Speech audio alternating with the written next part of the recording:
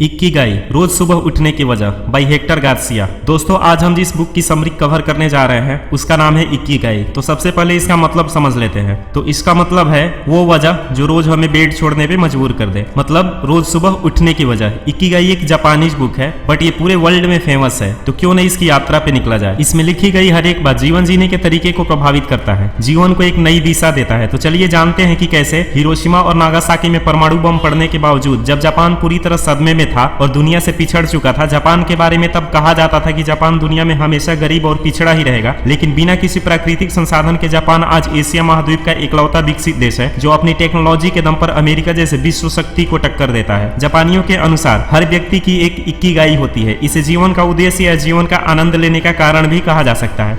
दोस्तों, जापानीज लोगों ने वह कर दिखाया जो शायद ही कोई कर पाता। दुनिया भर में आज जापान के लोगों की जीवन शैली, उनकी लंबी और हैप्पी लाइफ के चर्चे चलते रहते हैं। दोस्तों, इक्किगाई बुक समरी में हम बात करेंगे एक खास जापानीज रहस्य जिसके जरिए आज जापान और जापान के लोगों को सबसे समृद्ध देशों में गिना जाता है। तो चलिए इस बुक के मेन पॉइंट्स को कवर करते हैं, जिसमें सबसे पहला पॉइंट है पैशन। जब आप वो काम जिससे आप प्यार करते हैं और जिसे आप करने में निपुण हैं, इन दोनों को मिला देते हैं तो बनता है पैशन, प्रोफेशन। जब आप वो काम जिसे आप करने में निपुण है और उसको करने के लिए आपको पैसे भी मिलेंगे, इन दोनों को मिला देते हैं तो बनता है प्रोफेशन, वोकेशन। जब आप वो काम जिसे करने से आपको पैसे मिलते हैं और दुनिया को उस काम की जरूरत भी है, इन दोनों को मिला देते हैं तो बनता है वोकेशन। मिशन, जब आप वो काम जिसकी दुनिया को जरूरत है और उस काम से आप प्यार भी करते हैं, इन दोनों को मिला देते हैं तो बनता है मिशन।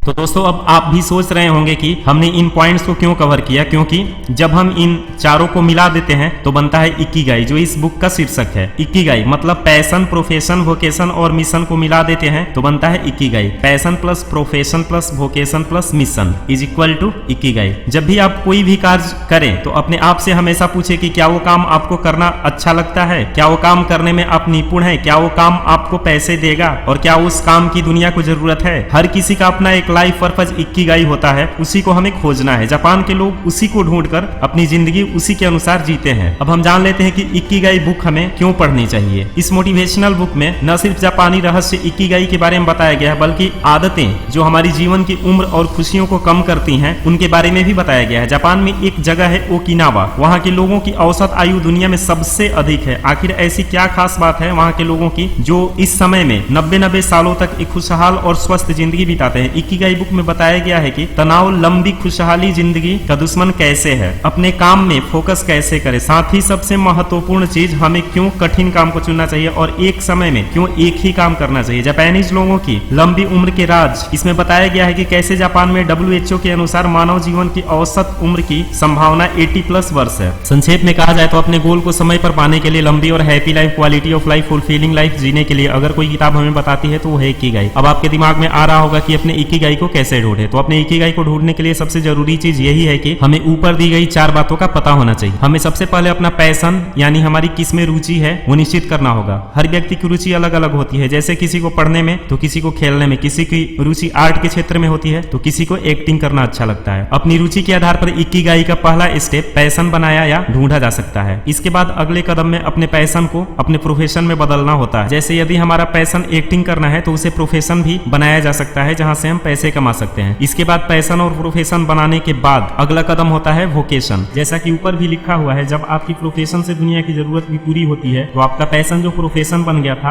अब वोकेशन कहलाता है। इक्किगाई ढूंढने का अंतिम चरण है मिशन, यानी कि जब आपको अपने वोकेशन से प्यार हो जाता है तो वह मिशन कहलाता है, जो हमें धीरे धीरे समझ आता। इक्किगाई एक जापानीज वर्ड है जो हमें धीरे धीरे समझ आता। तो क्या आपने अपनी इक्किगाई खोज ली है? अगर नहीं तो खुद से ये क्वेश्चंस कीजिए। आप वह कौन सा काम करने जा रहे हैं जिसे आप करना पसंद करते हैं? क्या यह ऐसा काम है जिसकी दुनिया में जरूरत? क्या यह ऐसा काम है जिसमें आप एक्सपर्ट हैं? और क्या यह ऐसा काम है जिससे आप पैसा कमा सकते? लंबा, स्वस्थ और खुशहाल जीवन बिताने के लिए आप आज क्या कर सकते? अब हम जापानीज पीपुल की लंबी, हैप्पी लाइफ और स्वस्थ रहने का राज जान लेते हैं। जापान के ओकिनावा के लोगों के जीवन में कुछ खास आदतें शामिल है जिनकी वजह से वो इतनी लंबी हैप्पी लाइफ जीते हैं, साथ ही एक fulfilling life, quality of life देते हैं। फर्स्ट, तनाव। जापान के लोगों का मानना है कि तनाव, स्ट्रेस, डिप्रेशन लंबी उम्र का दुश्मन है, इसलिए एक खुशहाल जीवन जीने जीने के लिए तनाव को हमेशा दूर रखना चाहिए। खान पान, जापान के लोग कभी भी भरपेट खाना नहीं खाते, वो हमेशा अपनी भूख का 80% ही भोजन करते हैं। इसके लिए आप जब भी खाना खाएं, जैसे ही आपका पेट भरने वाला हो तुरंत खाना बंद कर दे। शुरुआत में शायद आपको पता ना चले कि कब आपने 80% भोजन खा लिया है, लेकिन जैसे जैसे आप इसको करेंगे धीरे धीरे सीख जाएंगे। रिसेंट स्टडी में पता चला है कि ओकिनावा के लोग रोज औसतन 1800 से 1900 तक कैलोरी लेते हैं, जबकि अमेरिका के लोग औसतन 2200 से 3300 कैलोरी लेते हैं। जापान के लोग रोज औसतन 18 अलग अलग तरह के फूड्स खाते हैं। फलों और सब्जियों की 5 सर्विंग हर रोज लेते हैं, जिसमें अलग अलग रंग की शिमला मिर्च, गाजर, पालक, गोभी, आलू, फलिया और सोयाबीन होती है। 30% कैलोरी जापान के लोगों की सिर्फ सब्जियों से ही आती है। गेहूं जापानीज पीपुल की नींव है और सफेद चावल रोज खाते हैं। मछली हफ्ते में 3 बार खाते हैं। नमक औसतन 7 ग्राम से लेकर 12 ग्राम ही खाते हैं। इसके अलावा जापानीज पीपुल ग्रीन टी और व्हाइट टी का भी सेवन करते हैं। एक समय में एक काम, जो भी आप काम करते हैं उसे करते वक्त फोकस होना बहुत जरूरी है। फोकस होने से आपके काम में फ्लो आता है, जिससे आप वो काम बहुत ही आसान और बिना थके कर सकते हैं। हमेशा वो काम चुने जिसे करने के लिए आपको रिसर्च करनी होगी, आपको मेहनत करनी होगी। उसको करने के लिए आपके दिमाग को हमेशा सोचना होगा ताकि आपका फोकस बना रहे। हमें ऐसा लगता है कि एक साथ एक से ज्यादा काम करने से हम अपने समय बचाते हैं और ज्यादा काम कम समय में खत्म कर सकते हैं, लेकिन साइंटिफिक एविडेंस इसके बिल्कुल उल्टे हैं। जो लोग एक समय में एक से ज्यादा काम करते हैं वो काम को लेट खत्म करते हैं और साथ ही उस काम को करते वक्त वो बिल्कुल भी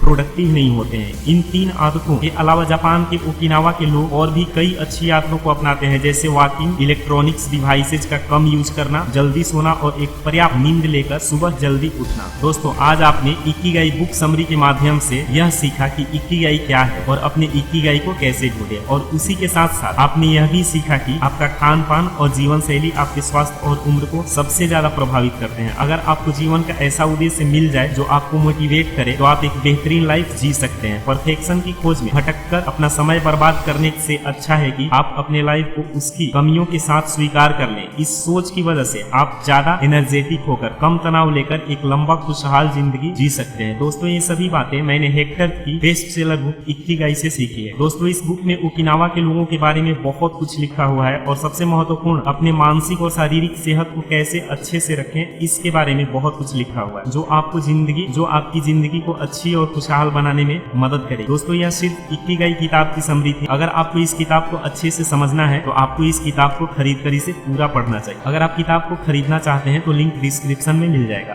अगर आपको ये ऑडियो बुक पसंद आया हो और आपके लिए उपयोगी साबित हुआ हो तो नीचे कमेंट बॉक्स में हमें कमेंट करके जरूर बताएं कि यह ऑडियो बुक आपको कैसा लगा, और साथ ही अपने दोस्तों के साथ इसे शेयर भी करें। और अगर चैनल को सब्सक्राइब नहीं किए हैं तो सब्सक्राइब करें। धन्यवाद।